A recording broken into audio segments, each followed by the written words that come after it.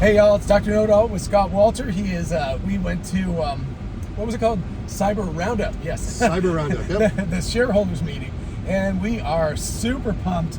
We wanted to do a really quick video here that just touches on a couple of, like, I don't know, high value items, I guess, from when Elon was talking about the future. So one of those was 10.69, which is supposedly 10.13, but he was saying it was going to be a big enough deal that it might be 10.69. I actually wonder if the release notes that they released for 10.13 won't even count anymore, because it might be such a big thing. So, possible, yeah. Yeah, so it could be amazing. And I think the way he's making it sound, it's going to be close to like production ready, except for like the highway. I think that was the part that he'd said wasn't going to be ready for prime time yet. But it's pretty remarkable if they actually manage to get that version out, because we've been waiting a long time. I don't remember when 10.12 came out, but it was a long time ago. And so, you know, it's one of those things where it feels like you might want to watch out for the Tesla. Yeah, watch out. Oh, a Tesla. Watch out. Tesla in the Tesla Gigafactory. So, yes, we are actually exiting the Gigafactory right now. So, pretty cool to be able to go. And I'll do a recap sometime about how it was to be in the event, because it was very cool. Elon Musk is like such a normal human being. I don't know what else to say. Felt very approachable. Yeah, he just felt like, I don't know, I hate that politician thing where they're like, would you have a beer with this guy? But it was like, absolutely, I would have a beer with Elon Musk. The crowd was the ones that were the politicians, making sure he didn't go off script. I think he would have actually answered the question about China if it hadn't been for that. Yeah. So anyway, but he'll tweet about it later. Don't worry. Exactly. He'll get himself just in trouble. just wait till midnight and he'll tweet about it. So he can't keep out of trouble. But I think it was the 10.69 indicates that this next evolution is going to be a very big one. And he reiterated yet again, you heard him, that he said the end of this year, that's only 5 months from now. So, we're talking really soon. So it's a pretty big ask. So I think he's very satisfied with 10.13, and obviously he's driving it. The other thing that we just wanted to touch on real quick is the X Holdings Corporation. Right.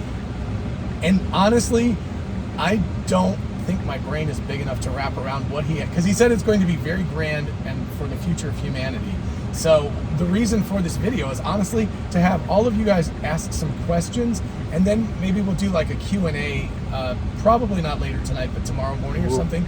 Yeah, but there was a little bit of a setup on that, because he talked about his original vision for X Holdings. Yes. So he had an original vision way back. Right. And somehow something Twitter-esque was involved in there. Right. And he never did it, and now he's just thinking, if I do this, I'll be able to accomplish that 3 to 5 years faster. Right. And so obviously it involves some kind of social media or something, since Twitter is involved, because otherwise there would be no sense in having that. It's really trying to figure out what that is. And I was wondering, is that somehow tied in with AI? Because with Twitter, again, you get these huge data sets. Right. Well, I mean, I think AI is the future for pretty much everything. But I mean, if it's to the future of humanity, oh gosh, what are the things? Mars, sustainable future, safe future, like having cars drive themselves instead of human beings once they're safer than humans. But getting into like social media that's positive. I don't know. It seems like we've gotten to a place where his vision might be so big that he's even kind of scared to admit what it is. I think that can happen. Sometimes, us normal peons that don't have multiple billions of dollars will have dreams, and we know they'll never come true. But with Elon, there's almost this sense, and sorry, there's a big bump coming up here. Sorry. There's almost this sense in which he's got this dream that maybe he's had since he was a much younger person, and thinks that he might actually have the money to make it happen. Right, he realizes he can do it, so why not? Yeah. Why not? And at 50 years old, there's only so much time left. So. He's taken on the impossible. Right. Has always over been and able over to do again. it. So, and what he's talking about there is not something that's success impossible. is one of the possible outcomes. Yeah. It's just that he sees that they haven't done anything in the past 10 years. Yeah. They're sitting on this money. They fell in basically a pit of money. Yeah. That's what Twitter did. Is they suddenly had this model, things worked, and then they haven't done anything with it since then. Right. And now he realizes that, hey, why aren't you guys growing? Why aren't you developing? And my whole point about it is, if Twitter was such an awesome company, why is there no T in FANG? Right. That is true, actually. Yeah. for And we're not talking about the Tesla T. Okay? Yeah, Tesla T should be in there now. Yeah, it should be in there, but why isn't the Twitter T in fact? Right. So, well, Facebook could be taken out. They can just call it Tang. Yeah, exactly. We'll just call it Tang from now on. Tesla and Apple. Anyway, but geez, they got to get rid of Netflix too now. Geez.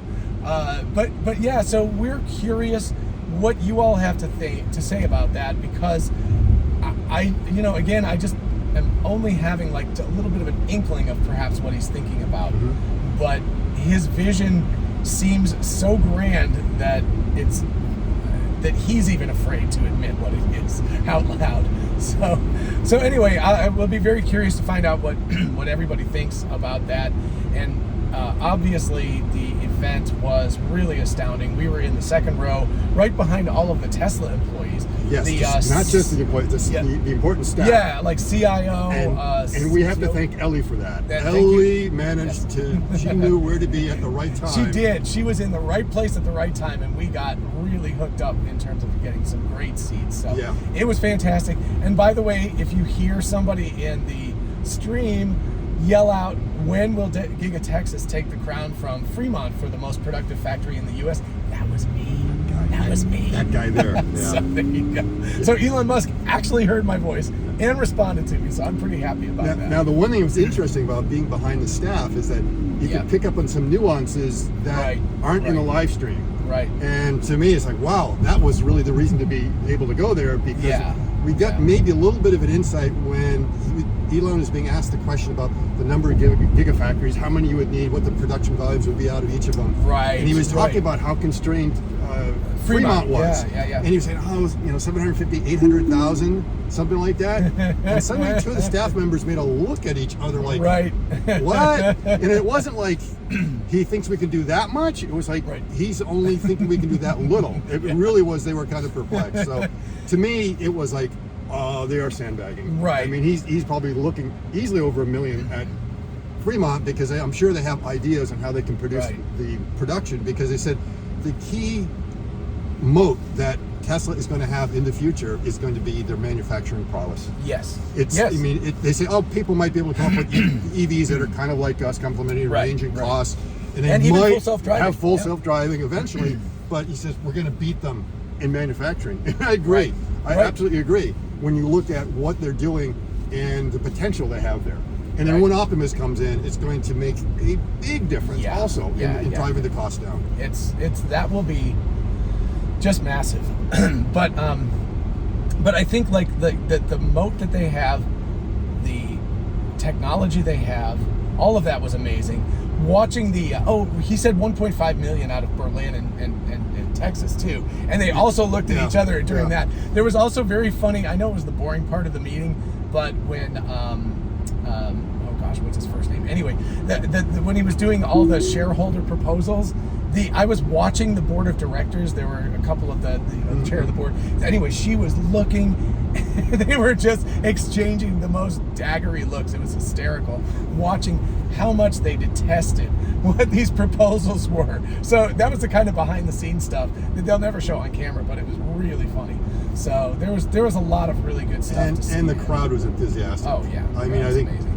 Elon, really appreciated the fact that finally he wasn't being attacked with all this hostility, and that people were saying, we really appreciate what's going on. Yeah, absolutely. And kind of the answer to one of the questions is like, what can everyone do to help? If it's not going to be buying a Tesla or owning shares, what can an average person do? And the feeling was, ignore the FUD. I mean, that's just it. It's simple. Just ignore the FUD. Right. Just stay positive. I love the way he ended it with just stay positive. Right. Yeah. Stay positive. Yes. So, also, Elon, if you're going to Clive Bar tonight, we'll buy you a drink. Don't worry. We'll definitely buy you a drink. Don't worry. You're covered. Yeah. Your money's no good at the bar, so just ask us. They don't take Doge. So everybody have a lovely evening. We had a blast. There will be many more videos to come, but we wanted to do just a super quick reaction video, and wow. Anyway, what fun. It was amazing. So everybody have a good evening. We'll talk to you later. Bye-bye.